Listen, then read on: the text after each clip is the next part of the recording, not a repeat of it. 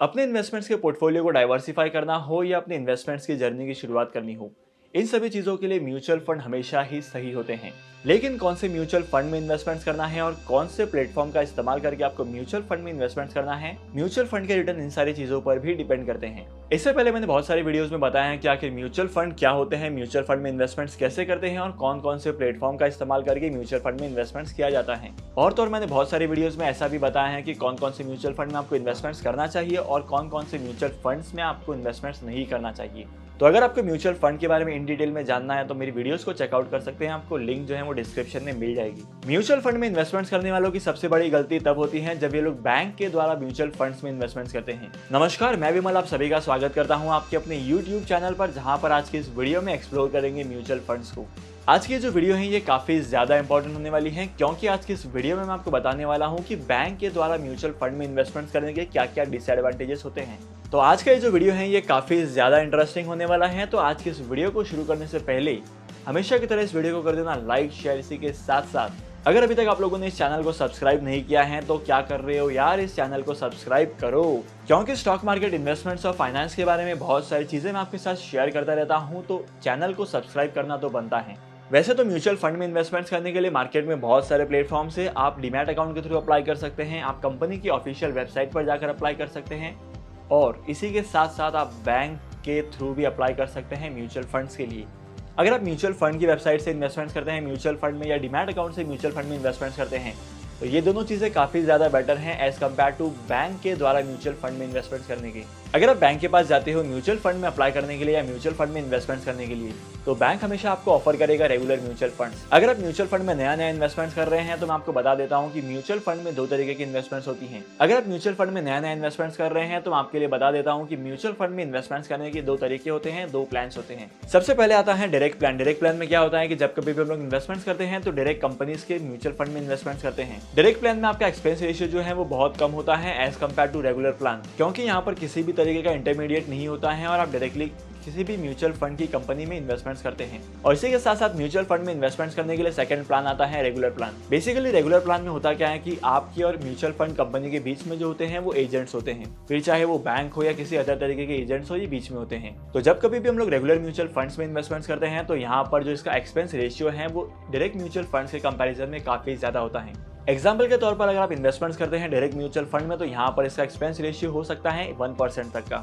लेकिन अगर आप रेगुलर प्लान में इन्वेस्टमेंट्स करते हैं तो यहाँ पर रेगुलर प्लान में आपका एक्सपेंस रेशियो जो है वो 2.5% से लेकर 3% के बीच में हो सकता है।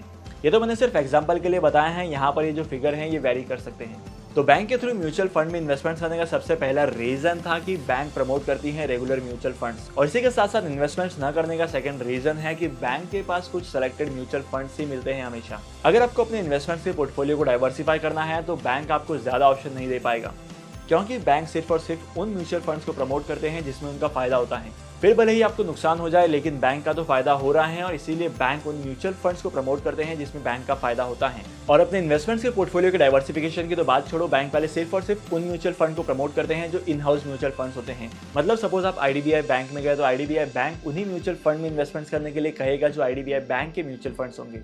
और सपोज आपको किसी और कंपनी के म्यूचुअल फंड में इन्वेस्टमेंट्स करना है, किसी और एसेट मैनेजमेंट की कंपनी में इन्वेस्टमेंट्स करना है, तो यहाँ पर ये लोग ऑप्शन जो है वो बिल्कुल भी नहीं देते हैं। और तो और ज्यादातर क्या होता है कि बैंक्स वाले जो होते हैं अपने इन्वेस्टर्स को सिर्फ और सिर्फ एनएफओस ही ऑफर करते हैं। एनएफओस का मतलब होता है न्यू फंड ऑफरिंग्स। इसमें क्या होता है कि जब कभी भी कोई भी म्यूचुअल फंड नया नया आता है, जब नया नया म्यूचुअल फंड स्टार्ट होता है तो यहाँ पर इन्वेस्टमेंट्स के लिए बहुत सारे लोगों को अप्रोच करते हैं और इसके लिए बैंक को टारगेट भी दिया जाता है, और अगर बैंक इस टारगेट को अचीव करता है तो बैंक को मिलता है एक्स्ट्रा कमीशन। तो इसी एक्स्ट्रा कमीशन को पाने के चक्कर में बहुत सारे बैंक के एम्प्लॉइज जो है अपने रिटेल कस्टमर्स को कहते हैं एनएफओस को बाय करने के लिए। लेकिन अगर आप स्मार्ट इन्वेस्टर्स हो तो आप एनएफओ में बिल्कुल भी इन्वेस्टमेंट नहीं करोगे, क्योंकि इसके पीछे का रीजन क्या है इसके बारे में मैंने आपको इससे पहले वाली वीडियोस में भी बताया था।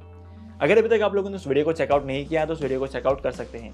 होप करता हूं कि अभी तक की वीडियो में आपको ये तो क्लियर हो गया है कि बैंक के थ्रू म्यूचुअल फंड में इन्वेस्टमेंट्स कभी भी नहीं करना चाहिए, और इसके पीछे के 4 रीजन कौन कौन से हैं इसके बारे में भी आपको समझ में आ गया है। लेकिन अगर आप बैंक के थ्रू म्यूचुअल फंड में इन्वेस्टमेंट्स कर चुके हैं तो आपको क्या करना है इसके बारे में भी मैं आपको बता देता हूं। अगर आपने बैंक के थ्रू म्यूचुअल फंड में इन्वेस्टमेंट्स किया है तो आपको सबसे पहले चेक करना है कि आपने कौन से म्यूचुअल फंड में इन्वेस्टमेंट्स किया है। अगर आपने रेगुलर म्यूचुअल फंड में इन्वेस्टमेंट्स किया है तो इस म्यूचुअल फंड को वहीं पर स्टॉप कर देना है, वहीं पर उस म्यूचुअल फंड की इंस्टॉलमेंट्स को रोक देना है, क्योंकि रेगुलर म्यूचुअल फंड का जो एक्सपेंस रेशियो है हैं वो नॉर्मल एक्सपेंस रेशियो से ज़्यादा होता है। तो अगर आपको यहाँ पर बहुत अच्छा खासा प्रॉफिट दिखता भी है तो आपको जो प्रॉफिट है वो उतना होने वाला नहीं है। और अगर आपको अपनी म्यूचुअल फंड के इन्वेस्टमेंट्स को कंटिन्यू करना है तो मैं आपको एक एडवाइस देता हूँ कि आपको डीमैट अकाउंट के थ्रू म्यूचुअल फंड में इन्वेस्टमेंट्स करना चाहिए।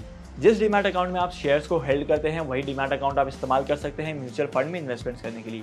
मार्केट में जितने भी स्टॉक ब्रोकर्स हैं सारे के सारे प्लेटफॉर्म पर यहाँ पर ऑप्शन अवेलेबल होता है कि आप म्यूचुअल फंड में इन्वेस्टमेंट्स कर सके। और डीमैट अकाउंट की सबसे खास बात यहाँ पर यह है कि डीमैट अकाउंट में इन्वेस्टमेंट्स करने के लिए आपको सिर्फ और सिर्फ डायरेक्ट म्यूचुअल फंड ही मिलते हैं। और अगर आपके पास अभी तक डीमैट अकाउंट नहीं है तो डीमैट अकाउंट ओपन करने के लिए मैंने टॉप 3 ब्रोकर्स के लिंक जो है वो डिस्क्रिप्शन में दे दिए हैं। तो डीमैट अकाउंट ओपन करने के लिए डिस्क्रिप्शन के लिंक को जरूर चेकआउट करना और डीमैट अकाउंट ओपन करके इन्वेस्टमेंट स्टार्ट कर लेना। तो आज के इस इंपॉर्टेंट वीडियो को यहीं पर खत्म करते हैं और होप करता हूँ कि आज की वीडियो का कंटेंट आपको वैल्यूएबल लगा होगा। अगर आपने आज की वीडियो से कुछ नया सीखा है म्यूचुअल फंड्स के बारे में या किसी भी और चीज़ के बारे में नया सीखा है तो इस वीडियो को लाइक कर देना, शेयर कर देना। इसी के साथ साथ मैं बार बार नहीं करूंगा, इस चैनल को सब्सक्राइब करो। तो फिर मिलते हैं अगली वीडियो में नए टॉपिक के साथ, एक इंटरेस्टिंग टॉपिक के साथ जहां पर हम लोग बात करेंगे इन्वेस्टमेंट, स्टॉक मार्केट और फाइनेंस से रिलेटेड बहुत सारी चीज़ों के बारे में। तब तक के लिए signing off and happy investing.